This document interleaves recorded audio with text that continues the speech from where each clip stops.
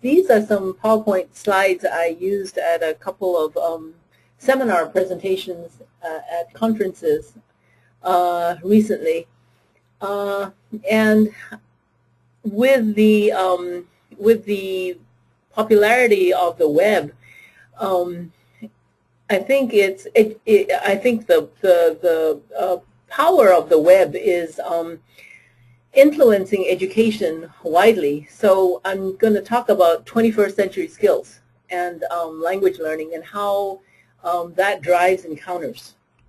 When people talk about 21st century skills, and Tony Wagner, this current screen that you see of Harvard University, has a book out, and in it he lists 7 survival skills for the 21st century. You'll notice that all the skills that they list have to do with ability to do something rather than content, because content changes so fast these days. Many of the jobs that our students will have don't even exist now.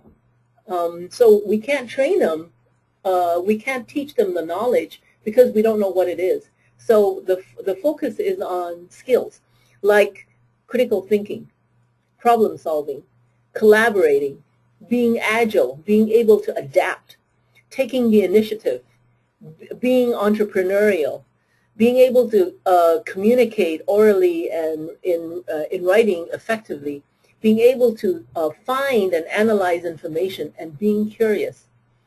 So I'll get to later to how this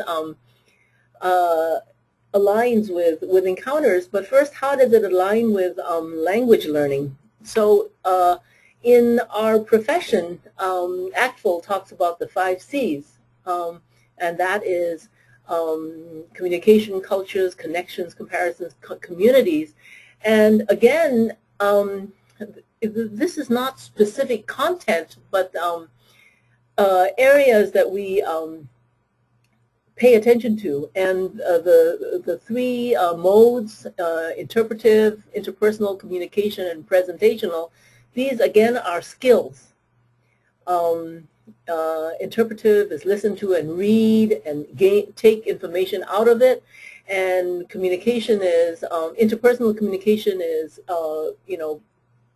providing information and getting information that you need, and presentational is making a one-way presentation to an audience, either in speech or in writing.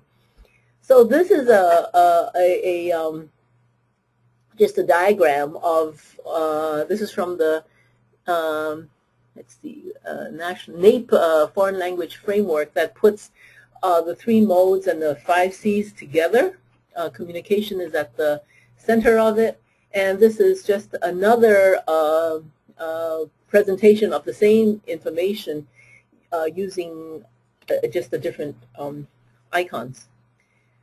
So recently, Middlebury College developed this chart to talk about what's the best way to allow students to learn foreign language. So optimal L2 learning in the middle. And they suggest 5 arenas that we should consider. Number 1 is acculturated attitudes. So putting students in the right frame of mind. So encounters, one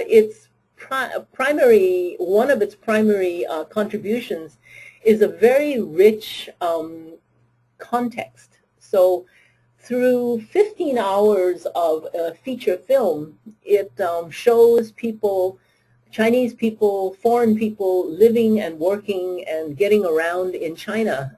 And this contributes towards acculturated attitudes because students can get a sense of the context in which, the culture in which the language that they're trying to learn is situated.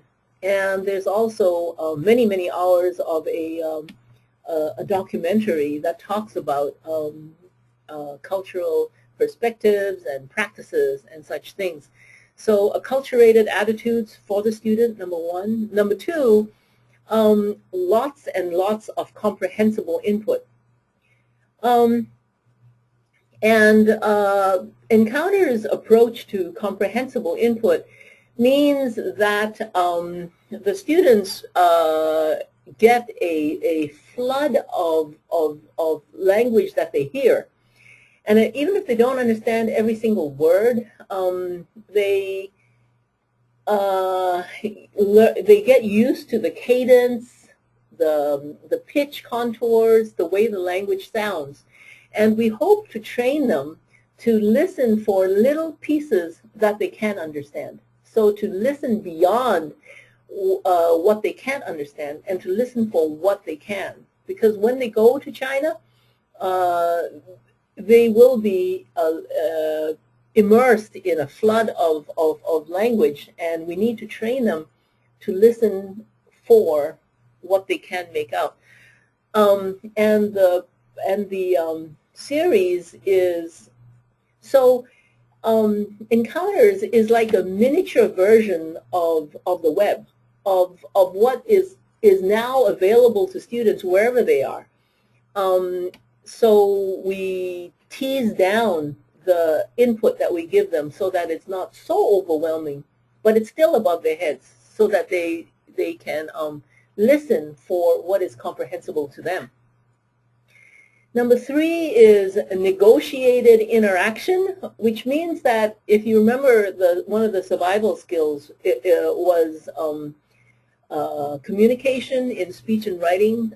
So when you're interacting with somebody, you have to learn how to assert yourself, take a turn, give up a turn, ask for information, provide information, ask for clarification, that sort of thing. Language users in a L2 context have to be very proactive.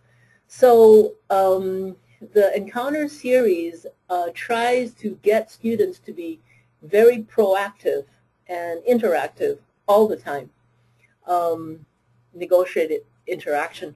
And then pushed output means can we provide them support so that they begin to produce, to speak, and to write just beyond where they're comfortable.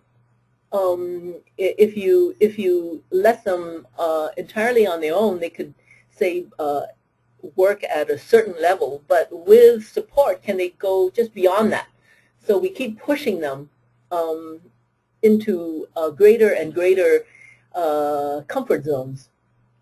And then number five means that research has shown that students don't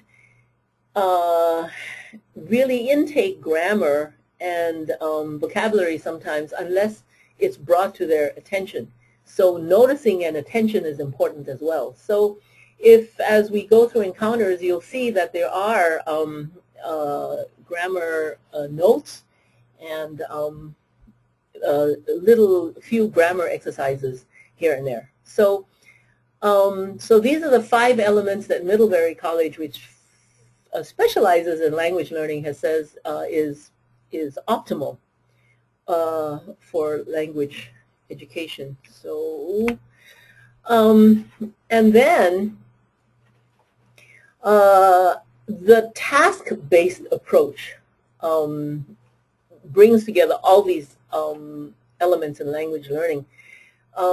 So you'll see that Encounters basically is a graduated series of tasks, small tasks, bigger tasks, bigger tasks.